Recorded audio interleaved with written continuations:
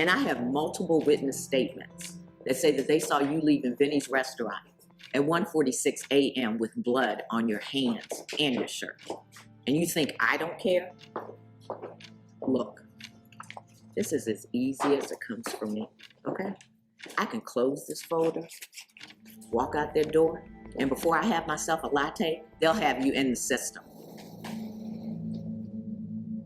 We need to talk. Talk?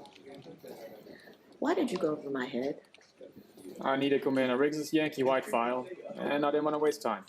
Did you get it? Not yet. The next time you need something from the Secret Service, ask me. I'm the agent on this case. Miss Hall. Miss Hall.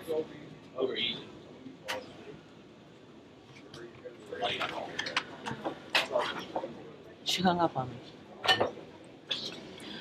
We need to find out where she is and bring her in. Ma'am, is this the same lady that lied to the grand jury not once, not twice, but 3 times? She is, but right now that really doesn't matter. Because if I know Mr. Muscle, he puts his people up where nobody can locate them. Chris, we need to talk with your partner. Ma'am, I don't know if that's a good idea. Let's make that happen. And we'll call in Spagnanelli, Wells, and Connors to listen in. Would you have gone over the head of a male agent? When it comes to cutting red tape, I'm an equal opportunity offender.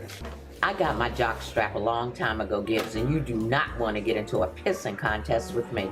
5 guys, 1 gun, and you broke that guy's arm before he could reach for it.